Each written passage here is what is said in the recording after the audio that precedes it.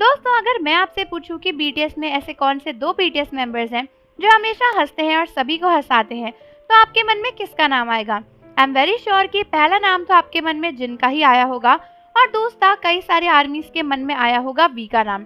क्योंकि दोस्तों वी सभी को हंसाते हैं, बहुत ज्यादा फनी है, उनकी हरकतें बहुत ज्यादा प्यारी और गूफी सी है और वो थोड़े थोड़े टाइम में कुछ ना कुछ ऐसा करते हैं जिससे हर किसी को हंसी आ जाती है। और जिन भी कई बार बीटीएस के मेंबर्स और आर्मीज को हंसाने के लिए इस हद तक चले जाते हैं कि अपना ही मजाक बनवाने को रेडी हो जाते हैं। लेकिन क्या आपको पता है कि एक बार इन्हीं दोनों मेंबर्स के बीच में एक बहुत ही भयंकर लड़ाई हो गई थी, वो भी कॉन्सर्ट से 10 मिनट पहले ही। और इस लड़ाई को लेकर बीटीएस के मेंबर्स काफी डर गए थे क्योंकि लड़ाई का लेवल कुछ ज्यादा ही बढ़ गया था और उन्हें लग रहा था कि इसकी वजह से कहीं उस दिन की परफॉर्मेंस पे कोई इफेक्ट ना आ जाए।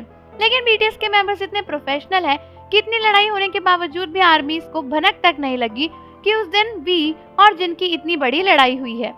तो दोस्तों एक्चुअली हुआ ये था कि जब बीटीएस मेंबर्स प्रैक्टिस कर रहे थे अपने कॉन्सर्ट से पहले, उसके बाद जब वो रेडी होकर आए तो मेंबर्स डिस्कस कर रहे थे कि पता नहीं क्यों प्रैक्टिस के टाइम पर उन्होंने नोटिस किया कि आरएम और जंगकुक के बीच में एक ब्लैंक स्पेस आ जा रहा है जिसको कोई कवर नहीं कर रहा।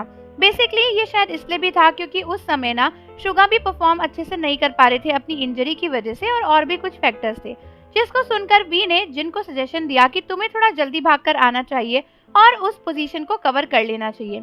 इस सजेशन को सुनकर जिन ने साफ इनकार कर दिया और जिनका कहना था कि उन्हें कुछ भी अलग करने की जरूरत नहीं है, अगर उन्होंने लास्ट मोमेंट पर कुछ भी चेंज किया तो उनके अपने डांस स्टेप खराब हो जाएंगे और वो उन्हें भूल जाएंगे। हालांकि वी ने जिन को काफी बार इंसिस्ट किया लेकिन जिन नहीं माने। जिन ने कहा कि अगर वी को इतनी ज्यादा जल्दी है तो वो खुद भी ये कर सकते हैं, बट जिन को लगता है कि उनके हिसाब से वो अपना बेस्ट कर रहे हैं और वो लास्ट मिनट में कुछ भी चेंज नहीं करेंगे। जिनका ये भी कहना था कि शायद आर्मीज को नोटिस भी नहीं होगा, वी ऐसे ही बस फालतू चिंता कर रहे हैं, जिसको लेकर वी काफी इंसिस्ट करने लगे और लास्ट में थोड़ा एनॉय होकर एकदम से बोले कि जिन हमेशा से हर चीज करने को रेडी रहते हैं लेकिन आज वी ने कहा है इसलिए वो मान नहीं रहे। और ये बोलकर वी काफी तेज रोने लगे। वी इतना इमोशनल हो गए थे कि आरएम को उन्हें जाकर गले भी लगाना पड़ा। वी को रोते देखकर जिन एकदम से शांत हो गए, वरना उससे पहले जिन भी काफी गुस्से में वी से बहस करे जा रहे थे कि उनकी पोजीशन बिल्कुल ठीक है। थोड़ी देर बाद बीटीएस के मेंबर्स ने आकर जिन को भी समझाया और वी को शांत किया क्योंकि 10 मिनट बाद ही परफॉर्मेंस थी और वो लोग बहुत परेशान थे इस लड़ाई को लेकर।